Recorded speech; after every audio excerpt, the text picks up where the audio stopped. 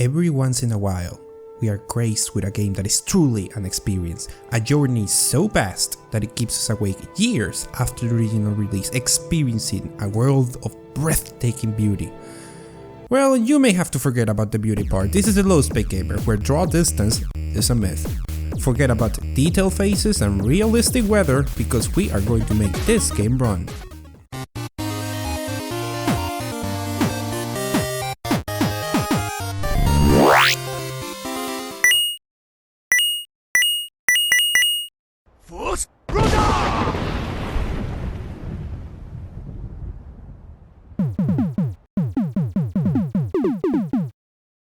This game has a nifty auto-config function that detects your computer's setup and adjusts the graphics to one of its presets accordingly.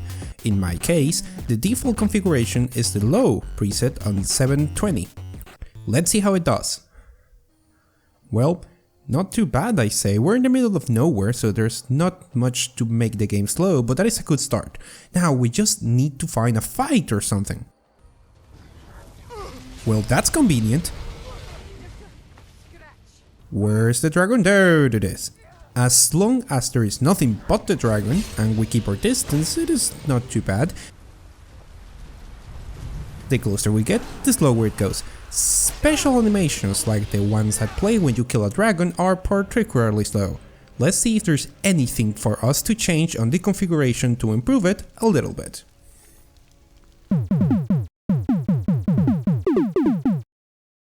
There isn't that much that we can reduce now.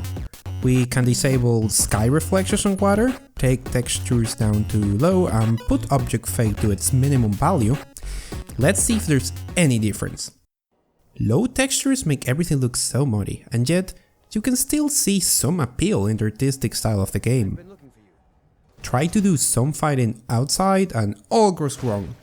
We're fighting two enemies and the frame rate can barely keep itself over 25. We deserve better. Time for the first tweak.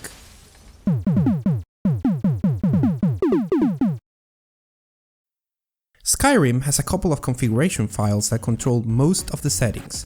These files are located in Documents, My Games, Skyrim. Now, most of the graphical settings in these files can be controlled in the startup panel, just as we have been doing so far, but there are some hidden options that are not in the panel and that we can change to increase performance. The first thing that you're going to look for is BDO depth of field and put it to 0 to disable depth of field. Next, look for UI max skinned trees and set it to 10 to reduce the quality of the textures of the trees on the field.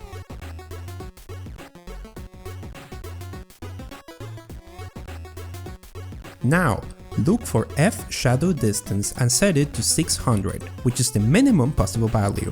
This controls how far from the player the shadows begin to render.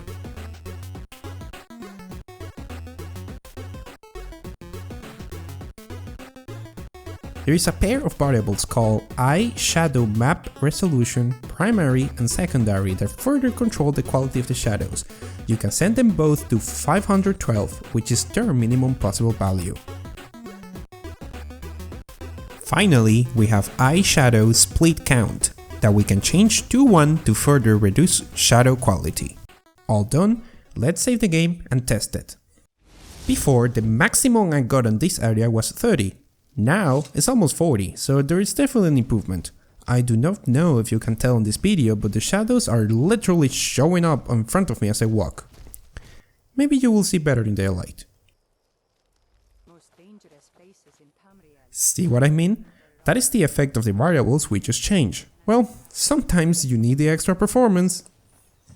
The problem with having such low draw distance is that enemies see you way before you have time to react. But hey, we're fighting, and magical effects used to slow down everything significantly, well now we see a solid performance.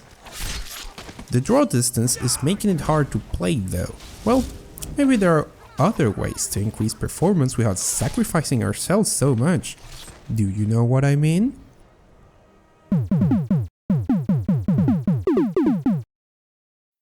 There are hundreds of mods for Skyrim. Some people will even go as far as to say that modding is the best reason to play.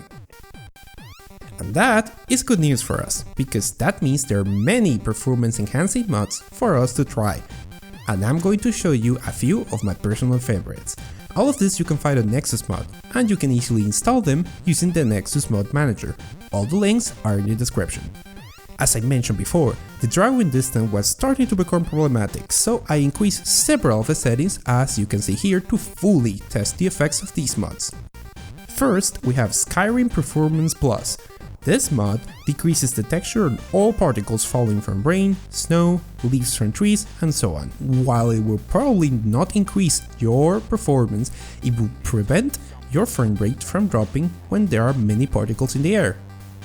Then we have two really good ones. Bethesda Performance Texture for armors, weapons and clothes, and Performance Texture for creatures and animals. These two mods were made by taking the textures used in the game for all these elements and reworking them so they will have a smaller file size but preserving as much detail as possible.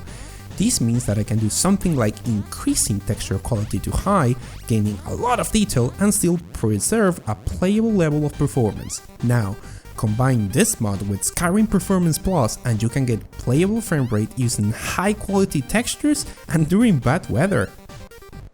Performance that is maintained even while fighting. Good job, I say. What a great combination of mods.